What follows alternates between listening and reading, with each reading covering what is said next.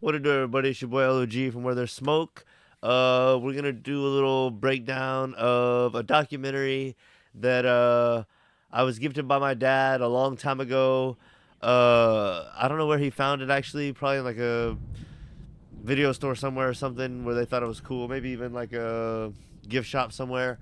Anyway, it's a documentary about oil. I think specifically oil in the U.S. and about kind of the takeover of oil and how it became a global economic tool and things like that. So anyway, I've watched like parts of this, but I've never watched it all the way through. So we're gonna watch it here together and give our breakdown and commentary and see what we think. And especially with oil being such a vital part of the world economy today, and especially with the war going on, it's a big part of that.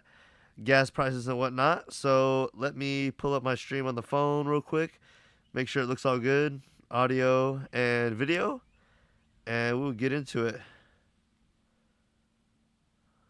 Let's see. All right, looking good. Let's go ahead and get into it. The Prize, based on my book of the same name, tells the timeless story of global oil. Our story begins with the birth of the industry in western Pennsylvania in 1859 and continues into the 1990s and then with a new epilogue. It's a tale filled with larger-than-life characters, of great ambitions and bitter disappointments, of fortunes made and lost, of relentless competition and burning rivalry, and of turning points in world events where oil was so crucial. The Prize is about oil's role in international politics, the clash of nations, and war and peace. But it's also about the rise of the global economy and the modern corporation. Yet it tells another story too, the hydrocarbon society in which oil not only makes the world go round, but its products are so embedded in the fabric of everyday life. The 20th century has rightly been called the century of oil. How the balance plays out between the modern way of life fueled by oil, the requirements of economic growth and increasing population, geopolitical turmoil, and environmental concerns. That balance will be key to shaping oil's role in the 21st century in the epic quest for oil, money, and power.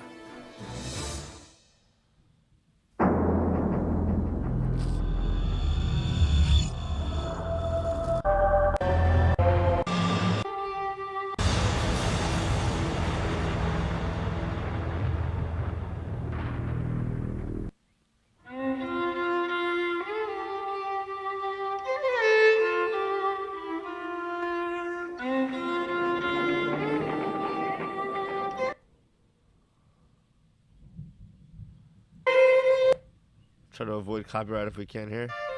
New York, October 5th, 9. Dear Mr. Siddle, I have your letter of Sunday morning suggesting that I come on for next Sunday.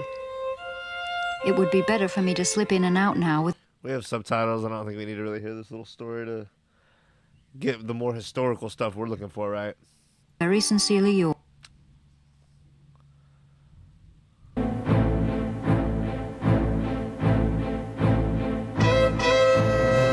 For almost 2 years, the journalist Ida Tarbell has been investigating one of the richest and most powerful men in America. Okay. His fortune was made in Cleveland, where Ida Tarbell is now going to meet her researcher, John Siddle. Dear Mr. Siddle, you may expect me Sunday morning at 7:15 on the Lakeshore Limited.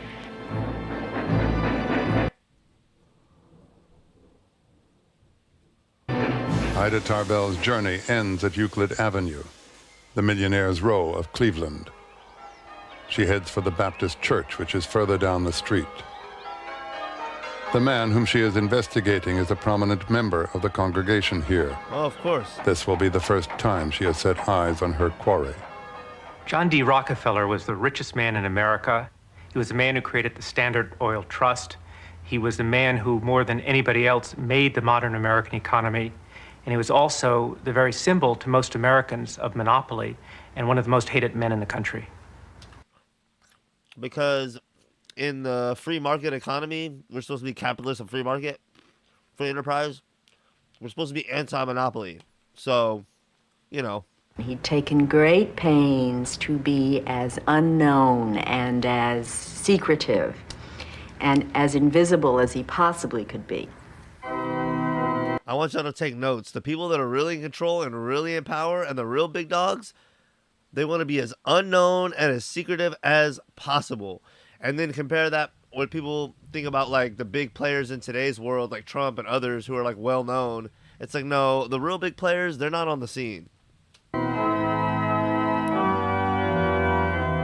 Inside the church, Ida Tarbell and her researcher are joined by a sketch artist from their magazine. We were sitting meekly at one side when I was suddenly aware of a striking figure standing in the doorway. At that moment, Siddle poked me violently in the ribs and hissed, "There he is."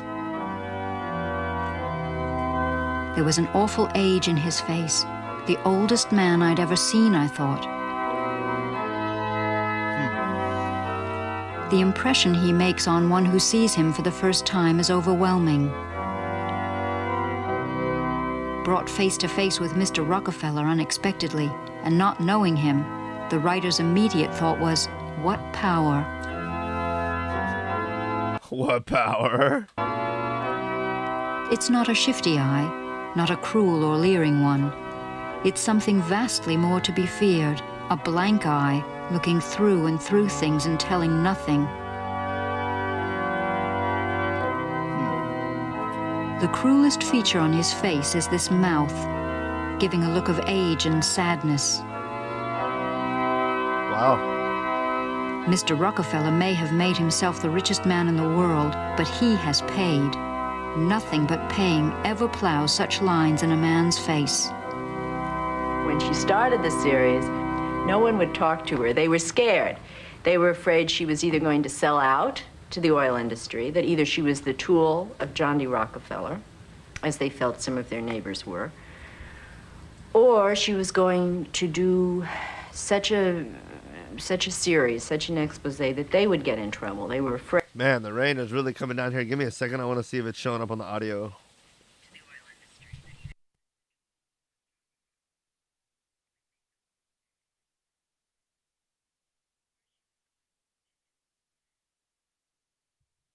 Yeah, it kind of is, but it's not too bad, I don't think. Afraid. I soon discovered that numbers of men and women were afraid. Go ahead and they'll get you in the end, I was told by more than one. Even my father said, "Don't do it, Ida. They'll ruin the magazine." Ida Tarbell's search for the truth about Rockefeller was to have a dramatic and far-reaching impact on the industry that has shaped the 20th century. There's a river called Oil Creek in the misty hills of western Pennsylvania. Petroleum oil would seep to its surface. The Seneca Indians used it for war paint and to caulk their canoes. Something that's a point of contention with in a debate I was having with one of my friends recently, and that would be like a big deal one way or the other, is oil unlimited? I don't think there's a like a fact one way or the other. I think we tend to lean toward it's not, and that it's like fossilized remains of various things, mostly dinosaurs, but maybe some people theorize other stuff as well. But I tend to think maybe it is an unlimited resource. So we'll see if there's anything in this documentary that kind of hints one way or the other, if they outright say, hey, we think it's this way. So that's something that might not be unveiled till one of the later videos, because this is an 8-part series.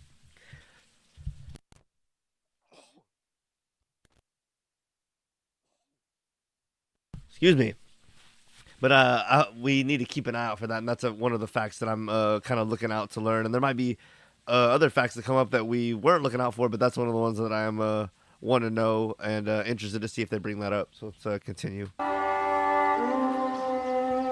Petroleum had no commercial value until the coming of the white man, when Seneca or Seneca oil came to be used as snake oil. Before 1859, oil was called petroleum, of course, which was sort of its scientific name, but it was also known locally as... Before 1859, oil was called petroleum, of course, which was sort of its scientific name, but it was also known locally as rock oil, as Seneca oil. Most of the oil was used for medicine. It still is used to treat burns and open sores. Oil was supposed to be able to cure everything from rheumatism to fevers to the sores on the back of your mule. But you could do something else with it. You could refine it into a product called kerosene and make an illuminating oil. Until the invention of the oil lamp, light had come primarily from candles and tallow. The wealthy had used whale oil in their lamps, but it had become too expensive. So there was a need in the market for some new source of illumination. And the question was, could this stuff called kerosene, made from this funny product called rock oil, could that become the new illuminant? In 1854, some samples of rock oil were collected in western They're calling Pennsylvania. it rock oil. Tests showed that it would make first-class kerosene. If enough rock oil could be found here, it could be sold cheaply and capture the market for lamp oil.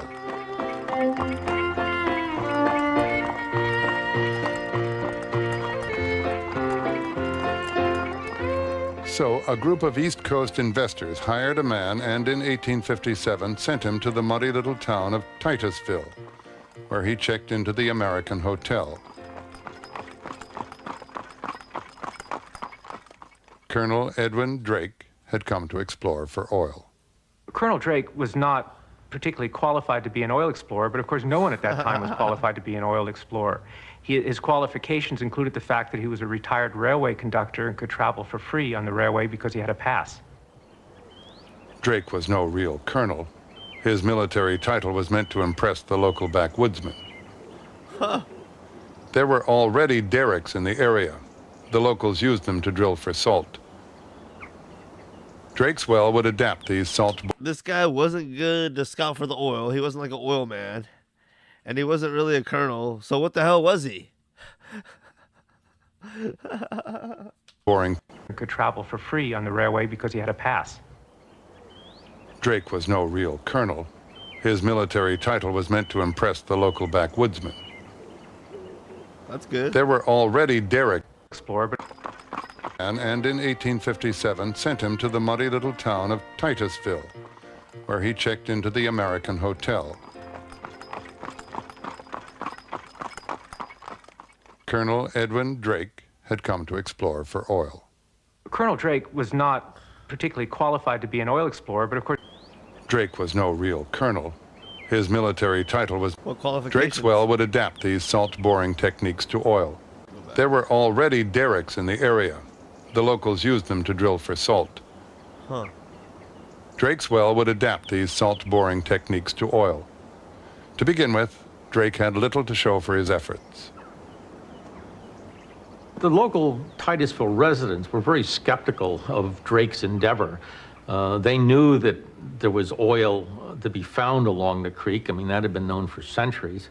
But they thought the idea of drilling for it was lunacy. At the end of the first And year... this is in the mid-1800s.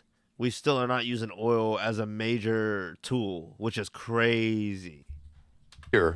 Money was running short and Drake's backers were growing impatient. Then in the spring of 1859, he hired a former blacksmith called William Smith.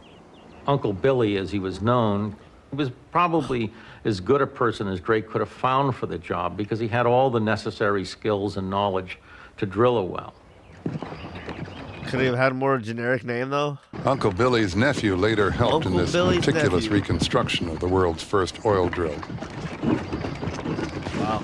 It was now summer, and the investors were about to give up. But Colonel Drake had the idea of using a pipe as they drilled. This was the forerunner of modern casing. Then on Sunday, August 28, 1859, oil bubbled up the drive pipe. Uncle Billy and his son Sam bailed out several buckets of oil.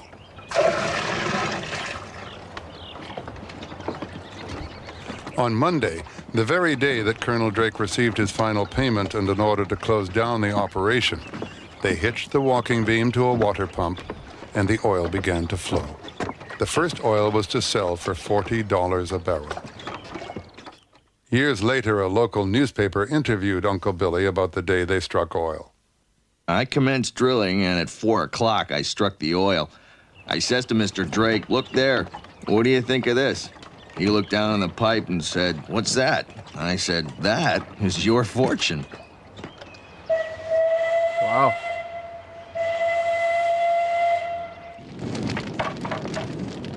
Drake's well proved that by drilling for it, oil could be found in abundance and produced cheaply.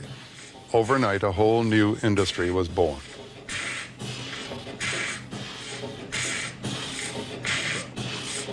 Before long, in millions of homes, farms, and factories around the world, lamps would be lit with kerosene.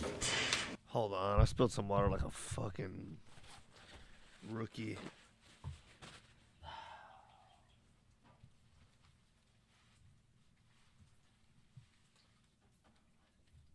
Ooh. Someone went in my computer. That is no bueno. Wow. That was some retarded shit. Whatever. Refined from West Pennsylvania crude.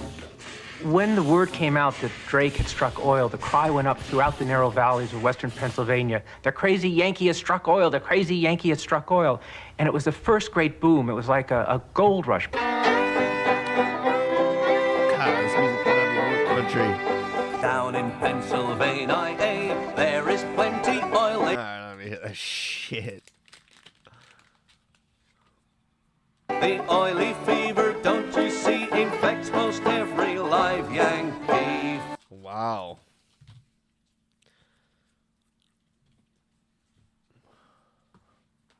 Oh, petroleum. Oil, oil, oil. Petroleum. Oh my goodness. Alright, get to the point. It was a crazy time of boom and bust. In 2 years, one well paid $15,000 profit for every dollar invested. Then overproduction drove prices down from $10 a barrel to 10 cents a barrel in just 1 year. Invested. It was a crazy time of boom and bust. In 2 years, one well paid $15,000 profit for every dollar invested. Wow. Then overproduction drove prices down from $10 a barrel to 10 cents a barrel in just 1 year. Wow. Yep. Oil, oil, oil. Oh, petroleum. The supply and demand there, folks. Petroleum.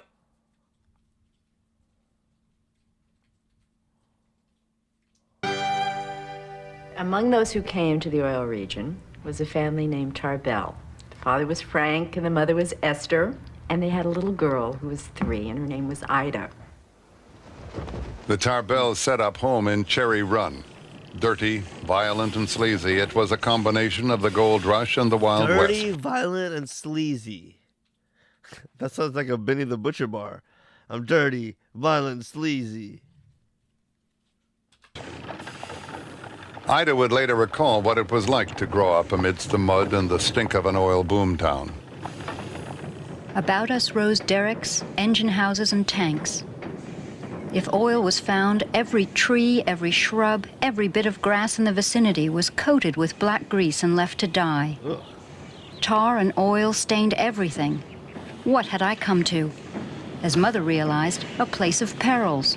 A derrick inviting to adventurous climbing at the door. The creek rushing wildly at the side of the house. Great oil pits sunken in the earth not far away. But Ida's father, Franklin, was a joiner by trade, and he knew how to make wooden barrels. Oil was stored in barrels. Oil was already measured in barrels. Oil was transported in barrels. Stored is enough. Teamsters drove it to Oil Creek in barrels. There, the barrels of oil were loaded onto barges and floated downriver to the refineries at Pittsburgh. They couldn't make barrels fast enough. Franklin Tarbell was in the right place at the right time. No shit. There weren't barrels enough to be bought in America, although whiskey barrels, turpentine barrels, molasses barrels, every sort of barrel and cask were added to the new ones made especially for oil. Capturing this gooey stuff was more of a challenge at that point than finding it. Franklin Tarbell was a bit of a tinkerer, and he figured out a way to make a tank for oil. So he developed wooden tanks and had a business called Tarbell's Tanks. He was a success, and before many months, he was buying thousands of feet of lumber, employing scores of men, and working them, and himself, day and night. Wow. If you look today at the old pictures of the region of that day, you see Franklin Tarbell's tanks everywhere. And Franklin made, in a very short time, more money than he conceived of making in a lifetime. Gushers, sprouters, and fountain wells were making fortunes overnight. Tales of rags to riches were celebrated in songs like Oil on the Brain, Paws Struck Oil, and Oil Fever Brain. Gallop. Paw struck oil and oil fever gallop. But before long, the wooden tanks on this sheet music were obsolete. Metal tanks proved a better way to store American petroleum. One of the visitors to the oil fields in the 1860s said he had never met so many people who had been so enriched and so ruined, and usually they were the same people and in such a short period of time. When you look at the photographs of the oil region from the 1860s, you see that everybody was drilling next to their neighbor, as it were. The wells were practically on top of each other. The oil industry in those early years operated by the rule of capture. And the way to think about that is a milkshake, and everybody puts their straws in and gets around it and sucks out as much as they can before the other person does. And so they put all of these different wells because you wanted to get the oil out before the guy next door got his oil out. And what it meant is that the fields were very badly managed from an engineering sense and often would deplete very quickly because of this really rampant overproduction. Okay, so a lot of oil fields did deplete. Okay, that's good to know. Oil fever reached a peak after the Civil War when they struck it rich at a place called Pit Hole. Did nobody own any of this land? Is it just like the Wild West, literally, and you just fucking whoever builds it gets it, or what the fuck was going on? Because usually, like nowadays, people own land, and it's like I guess they did. Like I own this plot, and everyone was just doing it on their own plot in a town or what have you. It's interesting. Ida Tarbell's father was one of those who joined the rush. A peak after the Civil War when they struck it rich at a place called Pit Hole.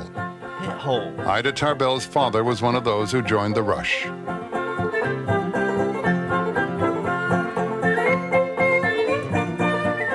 The news caused a wild scramble. A motley procession of men, with and without money, with and without decency, traveled on foot or horseback up the valley of Cherry Run in full view of our home. Yeah, Joey, what do you think about this? The fact that oil, I'm learning from this documentary, really wasn't a thing until like the 1850s and pretty much almost 1860. Before that, they weren't using oil for anything. They had like oil lamps and stuff, like well oil lamps, but like the oil that we know about today, the petroleum where they're drilling in the ground, that wasn't going on until the mid 1800s. That's kind of crazy, right? Yeah, it's definitely some old west, like going west expansion type shit for sure. Oil on the brain. Oil John on the Wilkes brain. Booth lost money here, while at the Danforth House Hotel, a certain French Kate made it. French Kate. Then, after just 500 days, the oil gave out.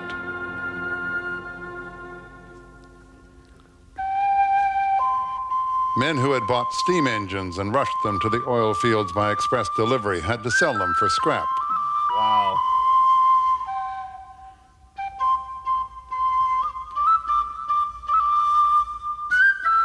A A parcel of land that had sold for $2 million in the boom days would be auctioned off for $4.37 12 years later. Whoa. By then, Pitt for $2 million in the boom days would be auctioned off for $4.37 From 12 $2 years million later. to $4. $2. By then, Pitthole was a ghost town. Pit hole, yeah, it really was a pit hole after that. It had cost $60,000 to build the town's fanciest hotel. Franklin Tarbell bought it for $600, tore it down and moved it to Titusville, where he used the lumber to build a handsome family home. What the fuck? And here, surrounded by French windows and fine doors, iron brackets and moldings, Ida Tarbell spent her childhood. It was 1865 and she was 8 years old. Huh. By now, the railroads... Something about the timing of that was a little off, because they said that dude went to that big boom after the Civil War, and then they're saying after he relocated from that, it was 1865. It's like, okay, well, something about that ain't adding up, because the Civil War wasn't over until 65, I don't think. So, anyway, the timeline's a little off with that, but whatever. had come to the oil region and to nearby Oil City. It seemed like good news to the local producers and refiners. But the coming of the railroad meant that Cleveland, 150 miles away, began to compete as a refining center. John D. Rockefeller, a 16-year-old with a head for figures, had gone to Cleveland to start in business. He's a numbers guy. As I began my business as a bookkeeper, I learned to have great respect for figures. Grandfather never finished high school and went to Cleveland, having borrowed $1,000 from his father to start business, paid 9% interest on it, incidentally. And he read about the oil business just beginning and got interested and came to realize that it was a very volatile business at the time. By the time he was 26, Rockefeller and his partner owned an oil refinery. He was always very conscious of cost. It has always been my rule in business to make everything count. One characteristic of Rockefeller was saving a penny wherever he could, knowing that in a continuous process manufacturing industry, a penny saved is a penny saved a million times. It's over and over. A cheaper barrel, a cheaper way of refining will give you a cheaper product. Rockefeller plowed every penny he earned back into the business. As refinery number 1 grew in size, it gave him tremendous advantages. This was the first refinery, the first modern plant where there were great economies of scale.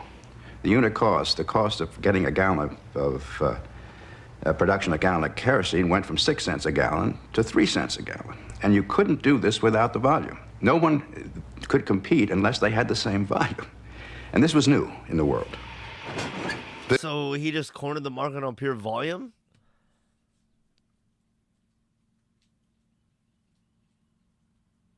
It's almost like he just had more money than everybody else to begin with. Because how else do you do that? You know what I mean? This economy of scale increased Rockefeller's bargaining power with the railroads.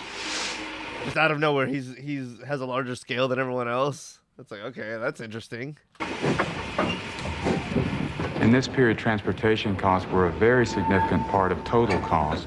The transportation cost from Cleveland to New York City is roughly equal to a cost of a barrel of oil. So those who understood that and would aggressively pursue lower costs in transportation would have a tremendous competitive advantage. By now, 3 competing railroad companies were serving Cleveland.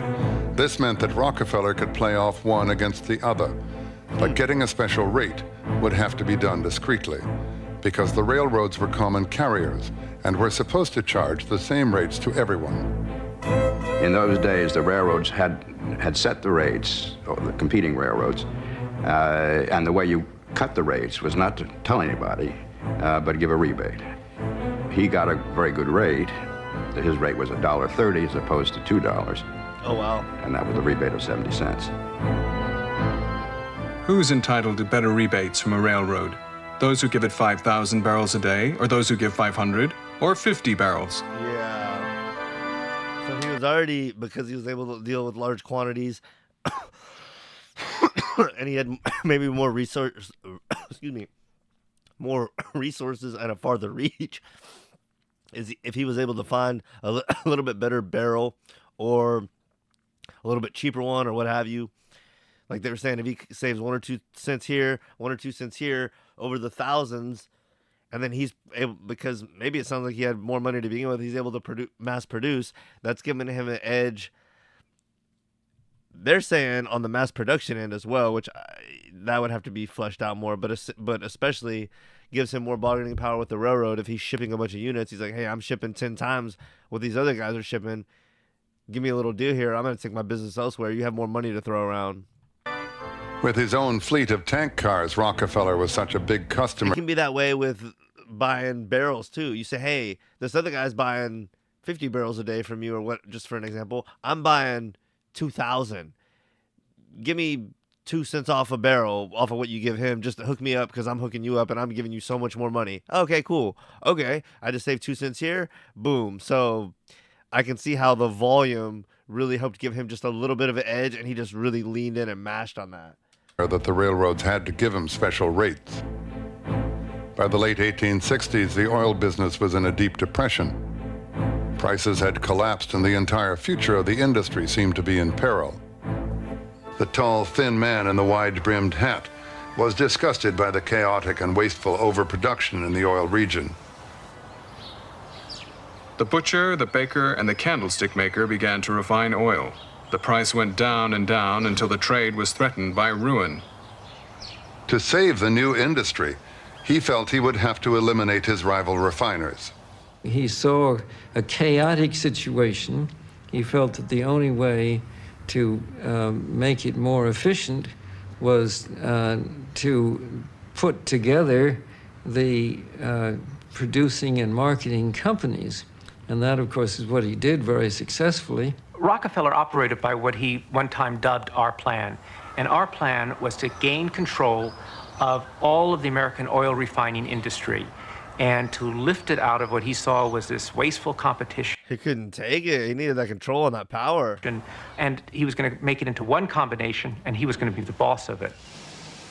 In 1871, he got his first chance. The railroad companies who were planning to raise their rates approached him with a secret plan under which the small independent producers would end up subsidizing Rockefeller through a form of hidden payment to him called a drawback. Now, a drawback was a particularly mean-spirited form of a rebate in which a man like Rockefeller with market power, with considerable quantities of oil and refined goods to ship, could actually go to a railroad and demand part of his competitor's railroad rate. So that a competitor might pay $1.50 a barrel of oil, and John D. Rockefeller might get 30 to 40 cents of that rate without his competitor even knowing it. If you were powerful enough to demand drawbacks, your competitor, in practical terms, had no chance to survive. The railroad would channel Rockefeller's drawbacks through the South Improvement Company. Wait, it said the railroads approached him with that, but it seems like that's a good thing for him, so I don't understand how that was... It seemed like the railroads were approaching him with that, like it was good for them and not for him, but I don't understand that. At 15, Ida Tarbell was old enough to remember what followed when the news of the conspiracy leaked out. An uneasy rumor began running up and down the creek. Freight rates were going up. On the morning of February 26, 1872. Oh, the rates, like Rockefeller was basically saying, but why would the railroads approach, when they first said it in this thing, they made it seem like when the railroads approached Rockefeller with it, it was mean-spirited against him. It almost seems like something he would approach and force the railroads to do. Yeah, I could see how that would, like, if he's like, I want part of my competition's payment that they're paying you, they're like, oh, we got to go up on your competition even more, and then it just, like, fucks the competition out of the game. Let's watch this again and see if I understand it right. It made it seem like it was a downside for him, but I don't see that. And he was going to make it into one combination, and he was going to be the boss of it. In 1871, he got his first chance. The railroad companies who were planning to raise their rates approached him with a secret plan under which the small independent producers would end up subsidizing Rockefeller through a form of hidden payment to him called a drawback. Now, a drawback was a particularly... Oh, they were going to do that to him.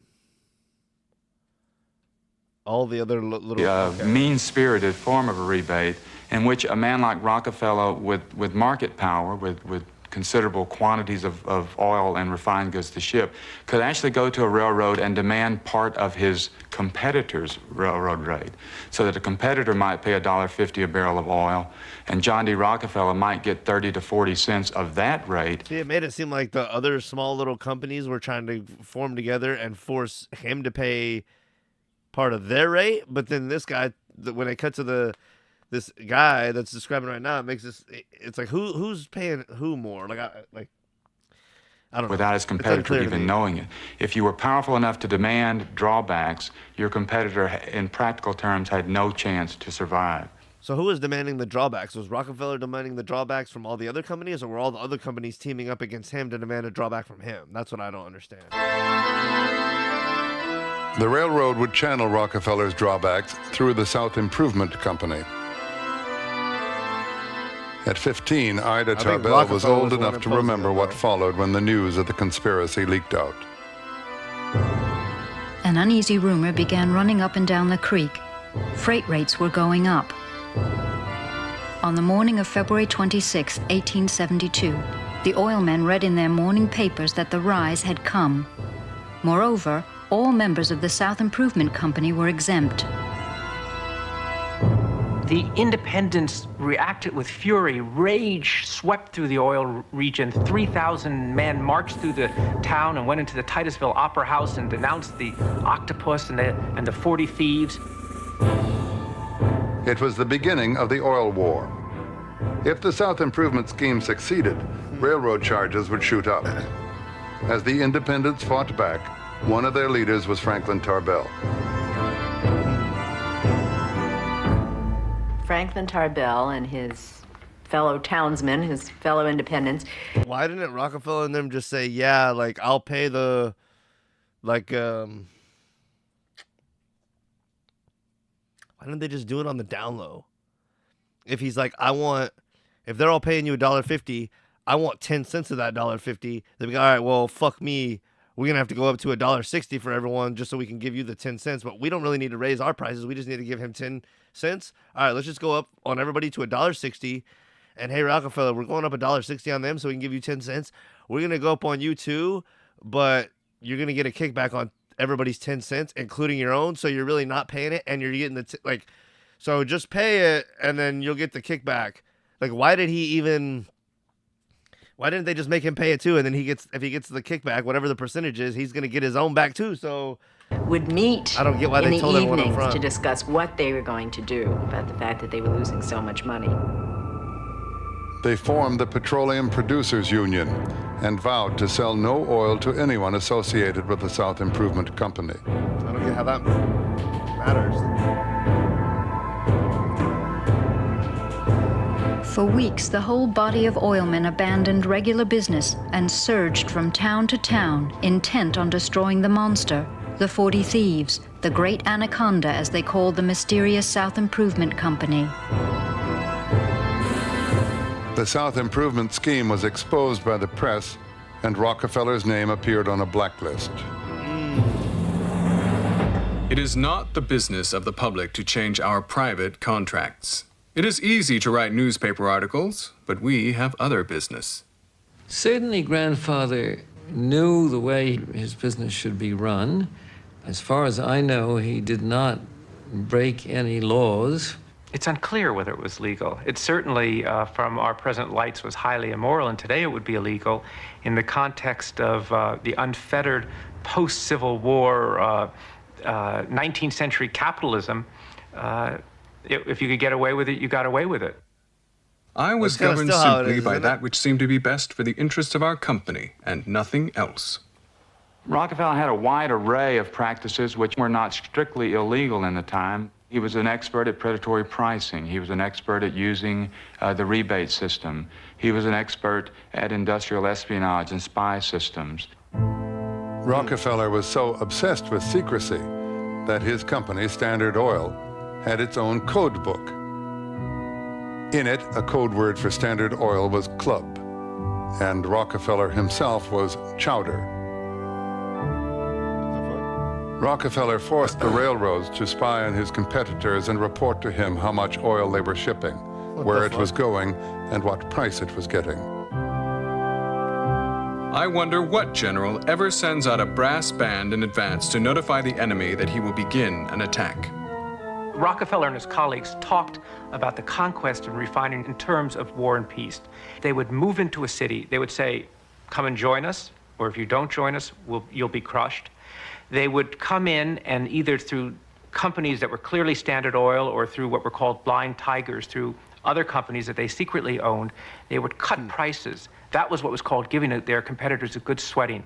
And they would force their competitors either to make a compromise, come to terms with them, join the Standard Oil Trust, or the other choice, go out of business. On a summer's day, a Cleveland photographer posed a group of the city's leading refiners. Before long, everyone in the picture would be working for Rockefeller or out of business. Rockefeller said you can't compete with the Standard. If you refuse to sell, it will end in your being crushed.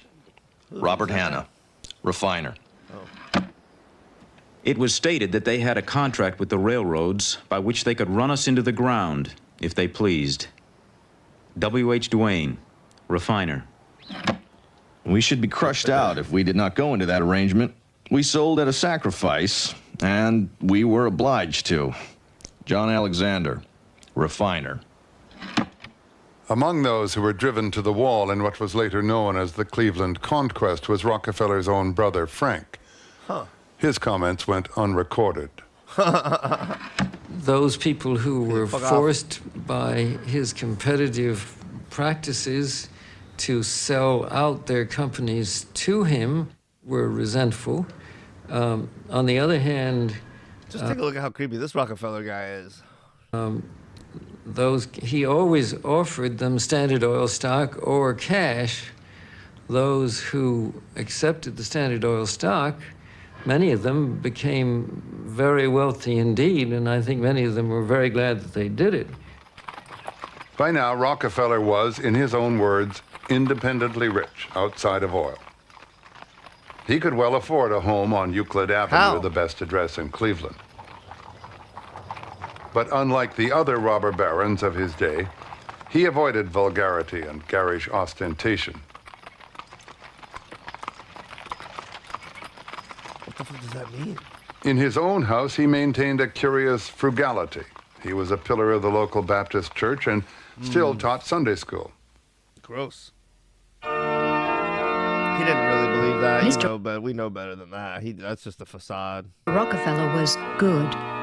There was no more faithful Baptist in Cleveland than he. Being a faithful churchgoer doesn't make you good, at all. Youth. It doesn't mean you're not good, but it doesn't alone make it. He gave to its poor. He visited its sick. He wept with its suffering. Oh, I'm sure he wept with the suffering. They said he had a stone-cold look that didn't have any emotion, just saw right through people. And you're going to tell me he wept with the sick and the people that were suffering? Come on, dude. He gave to its poor. He visited its sick. He wept with its suffering. Yeah, right. You're telling me a guy who's carving out 2 cents here and 2 cents there and just racking every penny and just crushing out the competition and not giving a fuck about anybody is going to the church and crying with the people that are fucking in a distraught situation and giving to the poor and being with the sick? It's like, I don't think so. Is there anyone like that we know these days who's just a ruthless motherfucker and then they're doing that kind of stuff? It's like, dude, those two things don't go together. Moreover, he gave unostentatiously to many charities of whose worthiness he was. And bro, if you have millions and millions and millions and you give like 1%, which is a lot to those brokies, but it's nothing to you, that doesn't matter. That's like a fraction of your wealth. You're still a freaking gazillionaire. It doesn't matter. So like, oh, he gave it to many charities. It's like, okay, but if that's like none of your, that's like, you know, that's the equivalent of when I go places and it's like, you want to round up to give to the children's hospital? I'm like, yeah, that's the equivalent of that. Because my 70 cents, my 30 cents, my 20 cents, that's what probably hundreds of thousands of dollars is like to this guy. Satisfied. The public at large in the late 19th century became obsessed with this image of the Baptist Sunday school teacher who would leave the church on Sunday, go into the competitive arena, and ruthlessly crush his competitors. I don't think that Rockefeller saw a contradiction. He thought he was playing by the rules of capitalism. He was bringing a better order. See, but he wasn't like truly trying to be a person of God and get closer to God. He thought he was like playing by some rules. Oh, I'm gonna go to church and then do what I do and be a capitalist greedy pig. It's like, all right, well then you going to church really doesn't mean much, does it? If like however you are most of the time, that's what counts. So if you're just cutthroat and fucking people over and just making all this money so that and other people have less, and you're just loving it the whole time, just loving it. It's like, all right, well then fuck off. Just because you go to church on Sunday, that doesn't mean anything. To the way things were done. And so I don't think that on Sundays he felt bad about what he was going to do on Monday morning. He had divided his life into compartments. In his own image, he was a highly religious man, and yet as a businessman, he felt that he was on a lifetime mission to... He was religious. He's just not a follower of the positive, true God. ...impose order on this major new industry. I believe the power to make money is a gift of God. Having been endowed with the gift, I believe it is my duty to make money and that's gross ass shit. Still more money, and to use the money I make for the good of my fellow man. You don't get to be the one that decides what's good. That's like me saying, I can have ideas about what's good and what I think is best for me and what's positive and what's best for everyone else, and we can discuss it, and then we act out the best thing together as a group. But for me to say, or basically for him to say, I'm going to get all this money because it's a gift from God, and then I get to use the money to do good. Well, for one, a lot of times, just because you shoot money towards something doesn't mean you get a equal representation of good. Like, yeah, for one, how do you even say what $100 is supposed to, how much good is supposed to come from that? But even if there was a set value, it's like just because you throw amount of money at something doesn't mean you're going to get a result equal to what you think that would be, and everyone's going to think they're going to get different results from a different amount. Like, that's even a fucked concept. So throwing money at something doesn't mean you're going to get something good or equal value of good or whatever you think the value of good should be from that. And then number two, even if you did get the good result that you wanted, who are you to think that what you think is what good in the world should happen is the right thing? It's almost like a God complex. Oh, I think that this issue needs to be solved. Well, how do you know what the best issues are? How do you know? Like, it's just almost like a little bit of a God complex that you are the one that gets to decide where that money. It's like you get to decide where good is done, but who died and left you in charge, basically. Rockefeller had named his company Standard Oil to suggest a safe and reliable product. He made it his mission, as well as his motto, to give the poor man his cheap light. What the fuck does that mean? By now, oil and the kerosene lamp had transformed the lives of ordinary people, and even the clock by which they lived.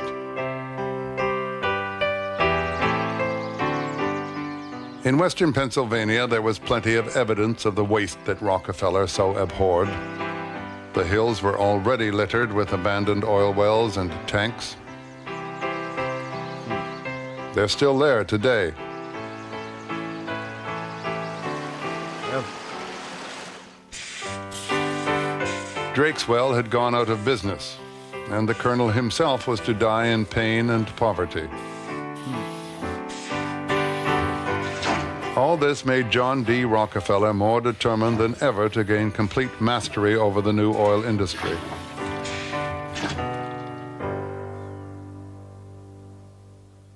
Ida Tarbell once likened Rockefeller to Napoleon as he pored over a map with little red pegs on it, each peg a rival refinery that he'd conquered or forced to surrender. Is this godlike? Is this a gift from God? Where you're just like conquering all this shit and driving other people to be broke and like just becoming ruthless and greedy and all about material things? Is that like what God wants you to be? And is that strengthening your connection to God and doing your best to help other people come close to God and that sort of thing? It's like, dude, think about the positive versus negative effect you're having on the world. Like, come on, bro. At the beginning of the 1870s, Rockefeller controlled 1/10 of the refining capacity in the United States. Over that decade, he waged war throughout the northeast of the United States to gain control of refineries in city after city. Within 9 years, he and his colleagues controlled 90% of the refining capacity in the United States. Wow. Go back. I was thinking about city after city. Within 9 decade, he waged. I was just thinking about this video seems to be a little bit focused on like the start of oil and really focused on Rockefeller. But I have seen, I think, the first 2 or 3 videos in this little series, and each one's an hour. It does get more into like a worldwide thing and how oil is important throughout the world. So I know this one's like a little bit like closed off and not worldwide rather. But it's gonna start to build to that. War throughout the northeast of the United States to gain control of refineries in city after city. Within 9 years, he and his colleagues controlled 90% of the refining capacity in the United States. So what year did he? Okay, in the 1870s, he controlled 1/10 of the oil. So let's just say by the 1880s, he controlled 90%. So before 1900, he controlled 90% of the oil. The refining capacity in the United States. Over that right decade, before the World he War. waged war throughout the northeast of the United States to gain control of refineries in city after city. Within 9 years, he and his colleagues controlled 90% That's of crazy. the refining capacity in the United States. In the oil region itself, one of his instruments would be Acme Oil, a classic blind tiger, clandestinely controlled by Rockefeller, but ostensibly headed by a well-known independent called John Archbold. His secret orders were to acquire all the refineries along Oil Creek. He had once led the independents against Rockefeller. Now it would be his task to crush them. Wow. It was a battle that would pit the values of the 19th century against those of the 20th. They were appalled by the rise of the modern corporation. Well, it was, in fact, a threat to their way of life. And it concerned them, and it frightened them. It's hard for us in the 20th century to remember that when John D. entered the oil industry, there were essentially 4 different industries. It was oil production, refining, transportation, and marketing, generally populated by different companies, different people, and seen as separate industries. His historical function, and indeed the definition of vertical integration, was to take those 4 and make them into one company. Yeah. The day of combination is here to stay. Individualism has gone, never to return.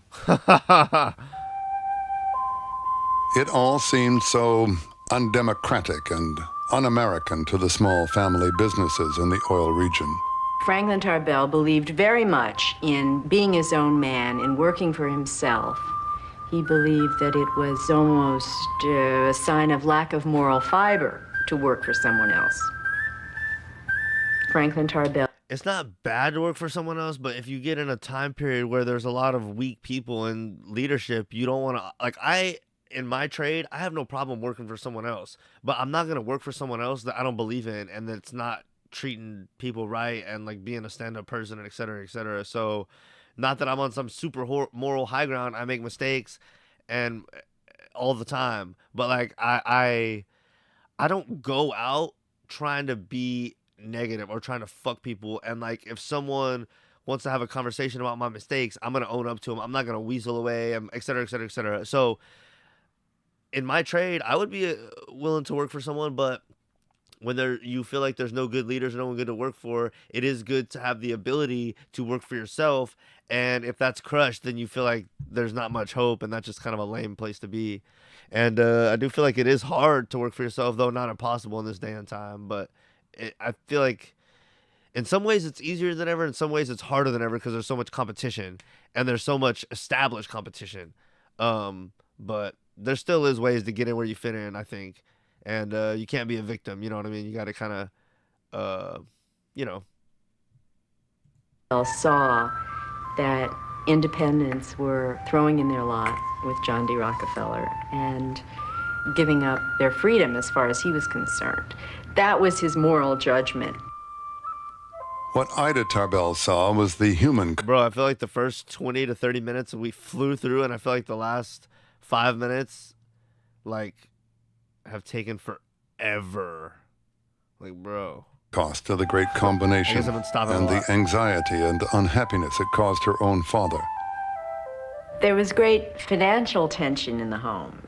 Their fortunes were up and down, partners' debts. I don't care about that particular family, you know what I mean? And so this caused a great problem for them. I really don't recall grandfather talking about Ida Tarbell. Perhaps he did. She was very resentful of what it had done for her father, because her father had been one of those who had been forced out of business and foolishly, as it turned out, didn't accept Standard Oil stock in payment. Had he done so, he would have been much better off. The independent oilmen would make one last attempt to break the stranglehold of John D. Rockefeller. At the end of the 1870s, they decided to build the world's first long-distance pipeline. Nothing like it had ever been tried before. Speed was essential, but Rockefeller could still count on the support of the railroads to help him stamp out this insurrection. Where pipelines came to railroads, the railroads still wouldn't give the right-of-way to them, and so they would take the oil and pump it out of the pipeline into a wagon and haul it 30 or 40 feet across the railroad tracks and dump it back into the pipeline. The railroads, to prevent this kind of crossing of their tracks, would just simply park a train there for long periods of time. When the independent pipeline succeeded, Rockefeller built a whole network of his own. It was bigger and better and 400 miles long. I'm surprised he wasn't already doing that. I'm sure he kind of was. Standard Oil was nicknamed the Old House, but it was the shape of things to come. And the thing is, the railroads were already expanding. It said Rockefeller was supposed to merge the 4 oil industries into one, but at this point, I think the railroads were still somewhat independent, and they were expanding to help people and cattle and other things travel too. So while the pipeline was only to transport oil, if the railroads were already going to expand to move west and to transport cattle, people, other resources, Rockefeller said, hey, you're already going to be going. I feel like Professor Chang, hey, you're already going to be going to this place anyway. No, but you're already going to be going over there anyway. And if he's lining their pockets, he's just saying, okay, I'm going to incentivize you to go there too. You know what I mean? And more because of the oil. From its new headquarters in New York City, its board of directors looked out on a worldwide empire. Standard Oil was one How of is it a worldwide empire? We've only talked about the U.S. at this point. the first great multinational corporations with a truly global reach. Why is it saying that? We haven't heard one thing about another country in this video. See, that is a terrible... I think this was a book that was turned into like a video format, but it's like...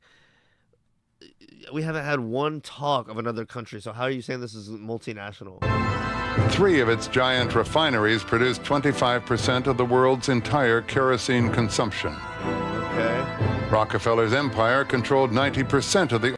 Hopefully in the next video they do talk about stuff around the world that is competing and like percentage stuff and, you know, stuff like that. Oil refined in the United States and virtually monopolized its transport.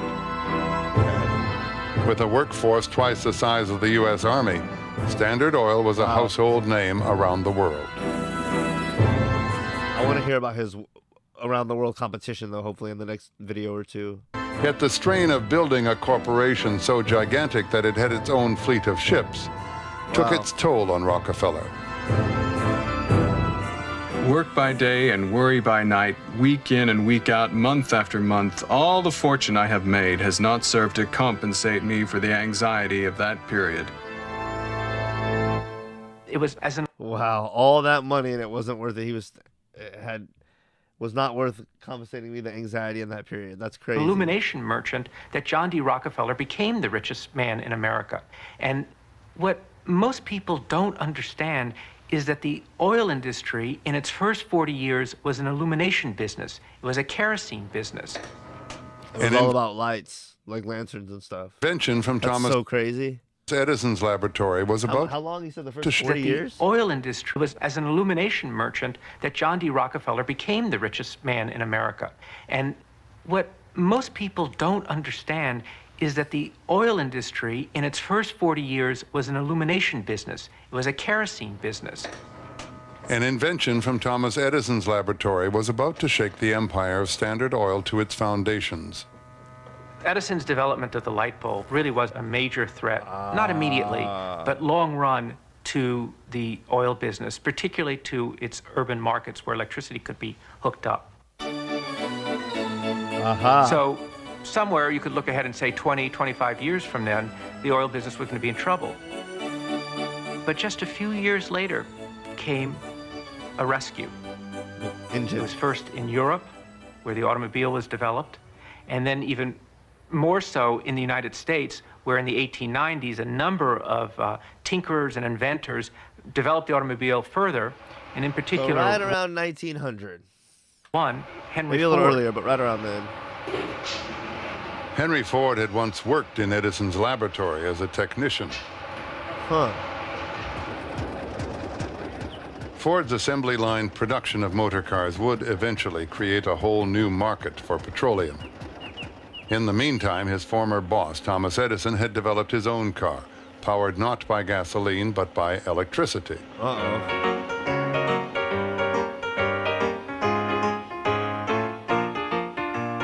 Until as late as 1912, electric cars were a common sight. Wow. They had their own showrooms, garages, and charge-up stations. How's that? What ensured... Wow, I did not know that. Electric cars were already a thing. Suck on that, Elon. The victory of the gasoline-powered engine was cheap and almost unlimited quantities of oil. Cheap and almost unlimited? What do you mean almost unlimited quantities of oil? Don't you think back then they would have said, hey, we got to figure out if this oil's going to run out or not, because if it does, we're fucked. Until the internal combustion engine, gasoline had been an all but worthless byproduct of petroleum. Wow. New finds and new oil fields meant new worries for Rockefeller. Rockefeller's near monopoly was based on northeastern oil fields, Pennsylvania, Ohio, West Virginia. The discovery of vast new fields in the southwest and in the west greatly undermined his ability to control the oil industry. Well, I bet. These new fields were much more prolific than the traditional fields in the Northeast. It was most difficult for Standard Oil to maintain its monopoly when other companies were in on the ground floor of these new fields and had tremendous sources of crude oil. Wow.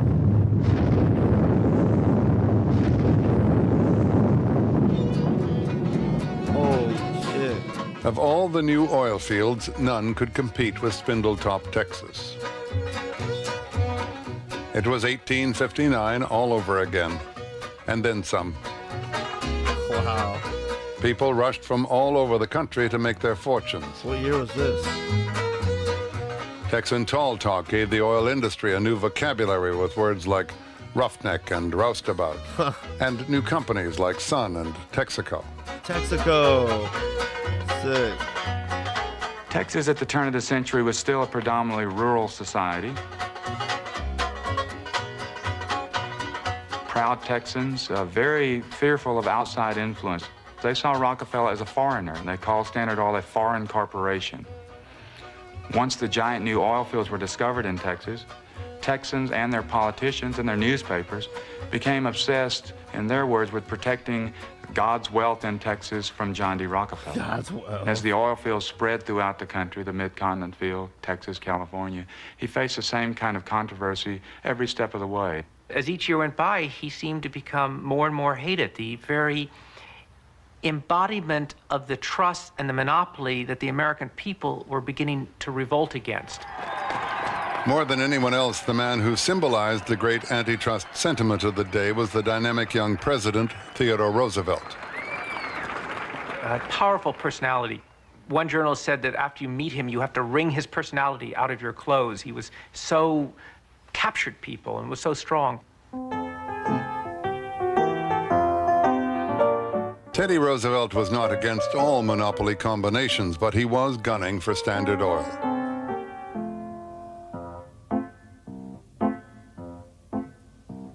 United States is all aflame. They say that feller is to blame. Or is that just a thing to say when he has all the fines to pay? I'm sure I know how you'd I wonder what monopolies he was okay with. finance if you could get next to the chance. It's just as plain as ABC. You do the same as Johnny D. Oil, oil, oil has got us in its toil. That Teddy says the trusts have got to go. And when this man behind gets a thing set in his mind, you can bet your bottom dollar 'twill be so. Teddy Roosevelt had made the trusts the burning issue of the day when the editor of McClure's magazine decided to run a major series on the monopolies. It was perhaps inevitable that the assignment would go to Ida Tarbell.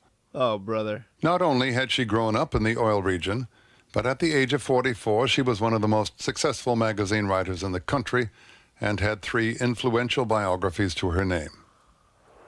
I guess we can figure it Ida out based off Tarbell that tracked age. Rockefeller for almost a year. We were neither Ow. apologists or critics, only journalists intent on discovering what had gone into the making of this most perfect of all monopolies. I soon discovered that I must work in a persistent fog of suspicion, doubt, and fear. Why?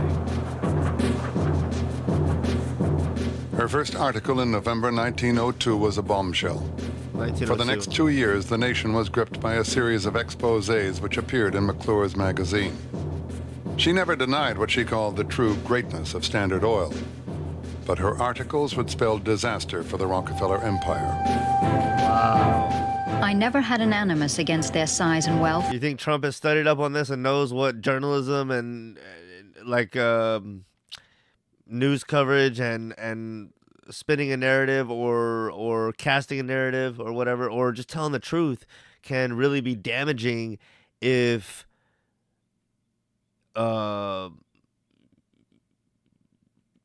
I think casting a narrative or building a narrative is easier when you don't have to do anything. It's just the truth, but it's dangerous when the truth can get out there and hit enough people in the face, and someone's trying to do something bad. It can really go a long way, and it doesn't take much.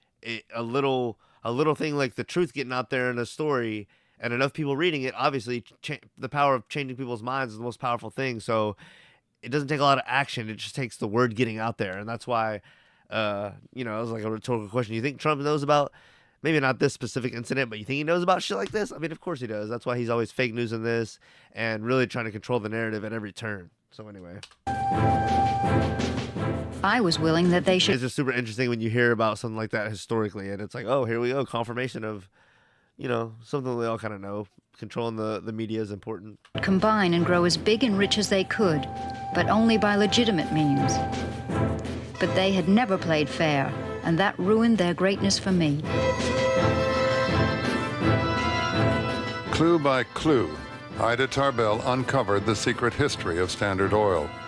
She learned of the Cleveland conquest, the oil wars, the crushings and sweatings, the ciphers, the codes, the spies, the rebates, and the drawbacks. The smoking gun was that someone brought to her records from the railroads showing that Rockefeller had been given special rates, that Rockefeller was being charged much less than his competitors. He had a special deal. And this was, in fact, illegal. So her articles became much stronger. And as they became stronger, people came forward and gave her a little more help and a few more stories. Okay, so the stuff we were hearing about earlier, she covered that in newsletters with evidence around the 1900s. Okay, in fact, John D. Rockefeller's brothers came to her with their own stories about John D. Rockefeller. Wow. Rockefeller's response was a simple quotation, "Let the world wag." He attempted a little joke about Ida Tarbell, calling her Ida Tarbarrel. But he was wrong. The man who had foreseen the industrial future of the 20th century had underestimated the power of the press and of public opinion in the new age of mass democracy. Rockefeller had a long tradition of intense secrecy about his operations. Ida Tarbell exposed such practices for the first time to many in the nation, and the nation was appalled. This, on top of the state attacks on Rockefeller, on top of the legal attacks through the court system, meant that Rockefeller had no place to hide by 1905. Some of Trump's power is that he does the crooked shit out in the open. He's just bombastic and loud and saying crazy shit all the time that it's like deafened us to the craziness. So that's one thing, too, that's different between this and currently. 1906, and in some ways the Supreme Court decision became inevitable. On a hot, muggy day in May 1911, the Supreme Court justices came to case number 398. They had to rule on whether or not Standard Oil was an illegal monopoly. That same day in New York, the executives of Standard Oil stood around a ticker tape machine at 26 Broadway awaiting the verdict. The news when it came was worse than they had feared. Standard Oil was given 6 months to dissolve itself. There was a shocked silence. Then John Archbold, now head of Standard Oil, started to whistle. He walked over to the mantelpiece and he said, "Well, gentlemen, life's just one damn thing after another." Ida thought it was a hollow victory because she wanted to see John D. Rockefeller in jail. I don't think it was a hollow victory. His operation was broken up with evidence that she had marshaled. And what happened basically is that the great business of oil had to flow within the banks of the law. It was now the second oil age. I feel like they found a way around this somehow.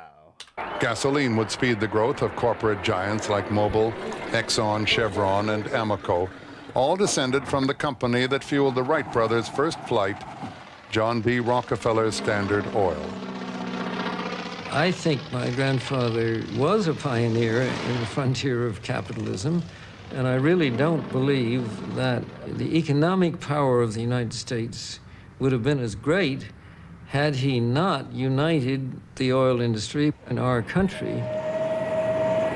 Rockefeller and Standard Oil did as much as any group to create a global economy. Not only did they dominate the oil industry in the United States, but it reached all around the world.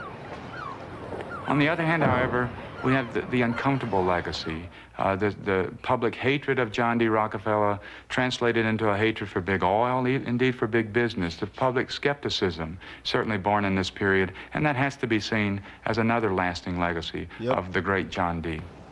Yeah. Rockefeller may have suffered a moral subtitles are terrible. John D. John B. defeat, but he held stocks in Standard successors, and as they rose, his fortune doubled. With his millions, he led world crusades against epidemic meningitis and yellow fever, and founded the University of Chicago and one of the first colleges for black women. There have been people who said that his giving was merely to try to assuage the evils that he had done. It definitely was. Paying penance.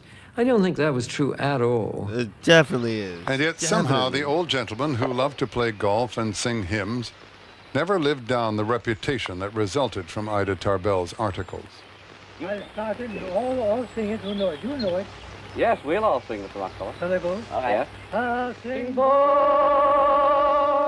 passing boy. He has led a life devoted to charity and church, true. That boy can't sing But a the lick. Rockefeller practice of separating morals from the business in hand is threatening all forms of American life with commercial Machiavellism, Bro, mute that shit. It's so annoying. which forces a study of John.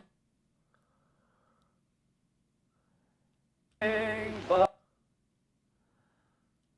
no, bro. The secretive Mr. Rockefeller hired a public relations man.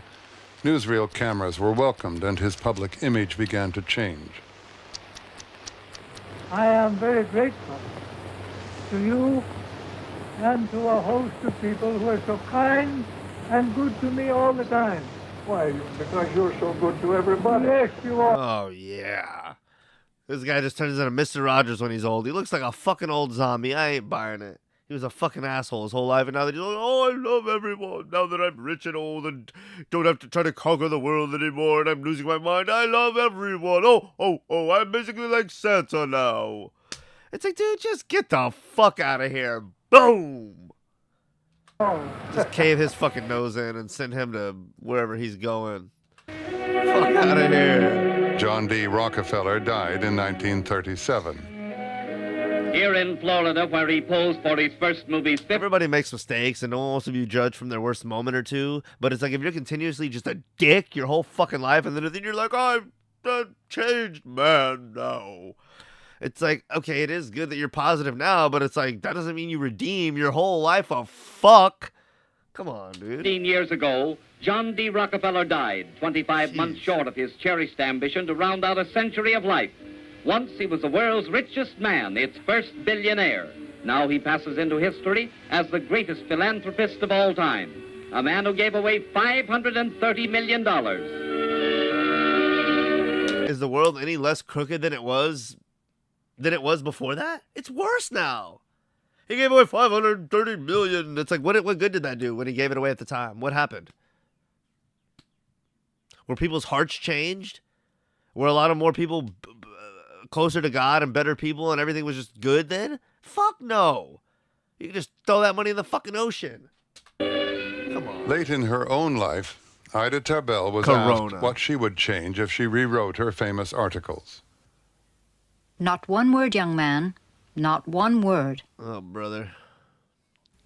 Next, on The Prize. All right, cool. That was video one, which definitely was heavily focused on the U.S. and Rockefeller and the start of the oil boom from like the 1850s into right around 1900. Let's see what they're going to cover next time. And we're going to cover here next time. Hopefully it is going to get a bit more global and talk about, but it is good to start off at the beginning. And it's so interesting that before the 1850s, oil really wasn't used. As they covered in the beginning, there was like small things like oil, like whale oil lamps and stuff like that. But by and large, oil was not a big thing before like the 1850s. So. Empires of oil. American oil brought change to the world and profits to America. Now, colorful foreign entrepreneurs craved a piece of the action, searching the globe for more oil. But it would take a world war for mankind to truly understand the awesome power of its black treasure. Based on the Pulitzer Prize-winning book by Daniel Yergin, The Prize. Next time on Dragon Ball Z. But anyway, that's what we'll cover next time, part 2 of The Prize. And y'all let me know what y'all thought in the comments. Did y'all like this documentary style coverage? We're going to go ahead and cover the rest of this series, but would you like to see me maybe cover more stuff like this documentary style where that's kind of what I like to do with the channel, learn stuff and talk about history. And, I'm usually debunking modern stuff and talking about Trump and criticizing him and criticizing politics and kind of showing how they're gross spiritually or how they contradict themselves or how things are going wrong.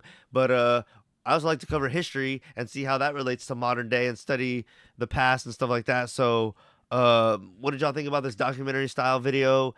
And would you like to see me cover more stuff like this in the future? It definitely kind of goes with the spirit of the channel. So y'all let me know what y'all thought of this one. Y'all want to see more of this in the future? And yeah, did you learn anything?